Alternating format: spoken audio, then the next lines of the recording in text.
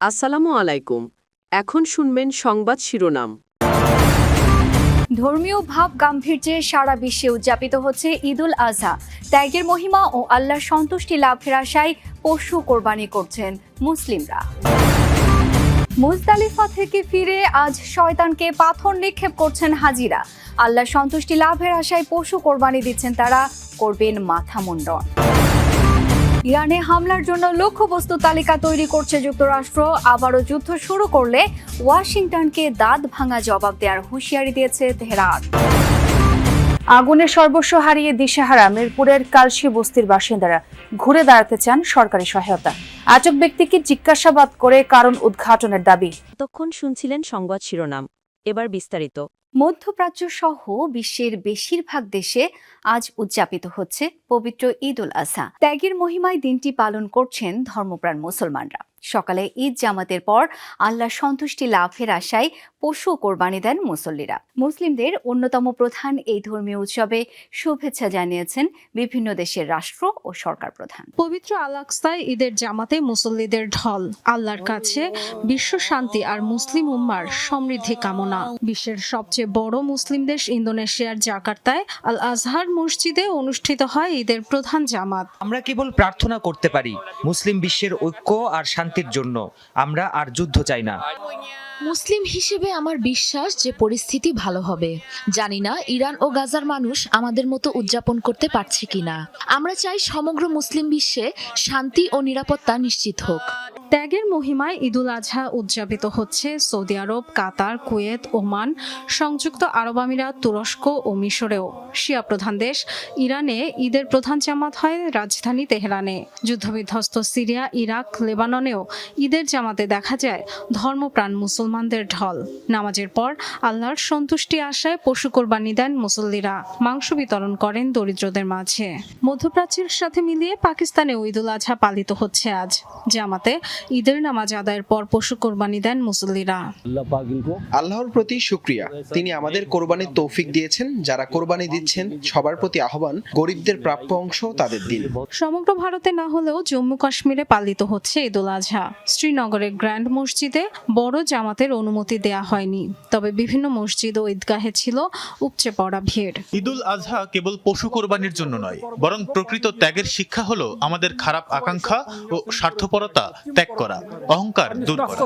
ভৌগোলিক কারণে সবার আগে ঈদের আনুষ্ঠানিকতা শুরু হয় অস্ট্রেলিয়া ও নিউজিল্যান্ডে। পশ্চিমা মুজদালিফা থেকে পাথর সংগ্রহ করে মিনায় ফিরেছেন হাজিরা। আল জামারায় শয়তানের প্রতীক লক্ষ্য করে আজ পাথর ছুটছেন তারা। ফজরের নামাজ আদায় করেই মিনার উদ্দেশ্যে রওনা হন হাজিরা। পাথর নিক্ষেপ শেষে আল্লাহর সন্তুষ্টি লাভের আশায় পশু কোরবানি দিচ্ছেন তারা। এরপর জামারা থেকে বেরিয়ে করবেন মাথা মুন্ডন। গোসল শেষে ইহরামের কাপড় বদল করবেন হাজিরা। স্বাভাবিক পোশাকে মিনা থেকে মসজিদুল হারামে গিয়ে 7 বার তাওয়াফ করবেন কাবা শরীফ। 11-12 জিলহজ সেখানে অবস্থান করে হজের বাকি আনুষ্ঠানিকতা শেষ করবেন। মঙ্গলবার আরাফার ময়দানে হজের খুতবা শোনেন 20 লাখ মুসল্লি। বিশ্ব শান্তি কামনার পাশাপাশি মুসলিমদের প্রতি ঐক্যের আহ্বান জানানো হয়। ইসরায়েলি দখলদারদের কাছ থেকে নিরাপদ নয় কুরবানির পশুরাও। রাতের আধারে ফিলিস্তিনিদের খামার থেকে ছাগল, ভেড়া চুরি করে নিয়ে যাচ্ছে ইসরায়েলিরা। এতে সর্বশান্ত হচ্ছেন পশ্চিম তীরের সাধারণ ফিলিস্তিনি খামারিরা।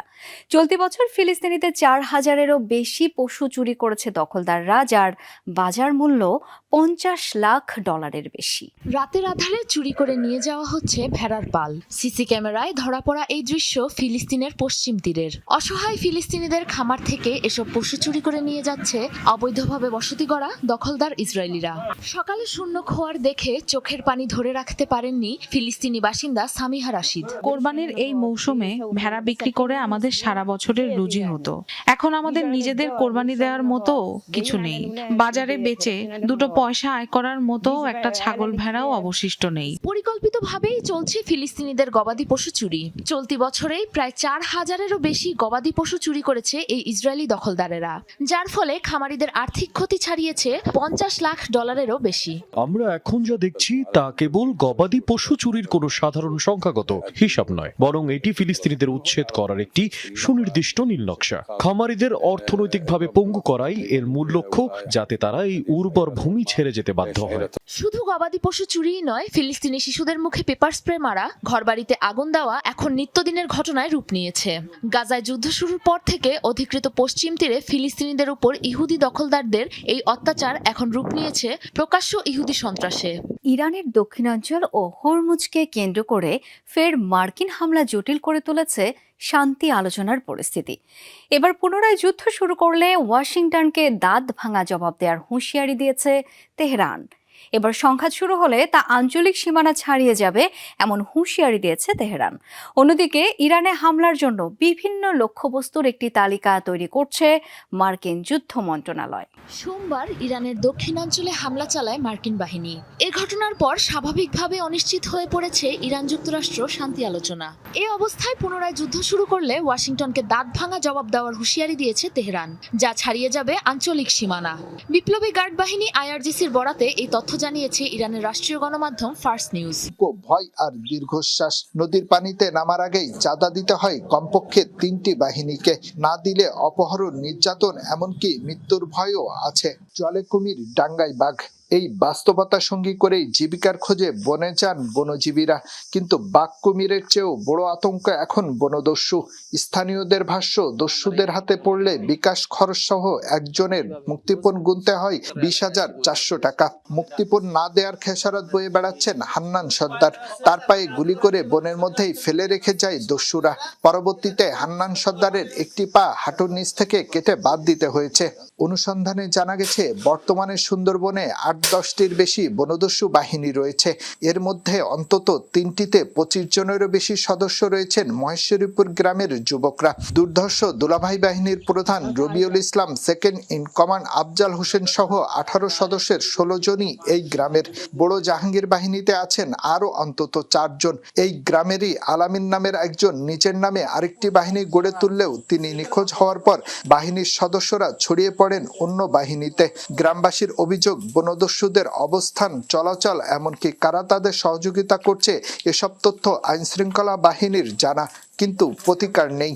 তবে পুলিশের দাবি, বনদস্যুদের তৎপরতার কথা শুনলেও কোনো ভুক্তভোগী আনুষ্ঠানিক অভিযোগ করেননি। পাইকগাছা ও কয়রা উপজেলা নিয়ে গঠিত খুলনা 6 আসনের জামায়াত দলীয় সংসদ সদস্য আবুল কালাম আজাদকে পাওয়া যায় মহেশ্বরীপুর ইউনিয়ন পরিষদে। তার কাছে বনদস্যু দমনের বিষয় জানতে চাওয়া হয়। সুন্দরবনের প্রায় সবকটি বাহিনীর আত্মসমর্পণের পর কিছুটা স্বস্তি ছিল, কিন্তু আবারও দস্যুদের দৌরাত্ম্য।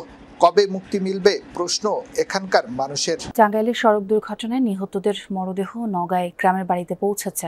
সোমবার ট্রাক উল্টে নিহত 15 জনের মধ্যে 11 জনের বাড়ি নওগাঁ জেলায়। এর মধ্যে একই গ্রামের আছেন 6 জন। রাজেন্দ্রবাটি ডেবরা গ্রামে আছেন সহকর্মী শফিক ছোটন। তার কাছ থেকে বাকি খবরটা জানবো। শফিক, মরদেহগুলো কখন পৌঁছেছে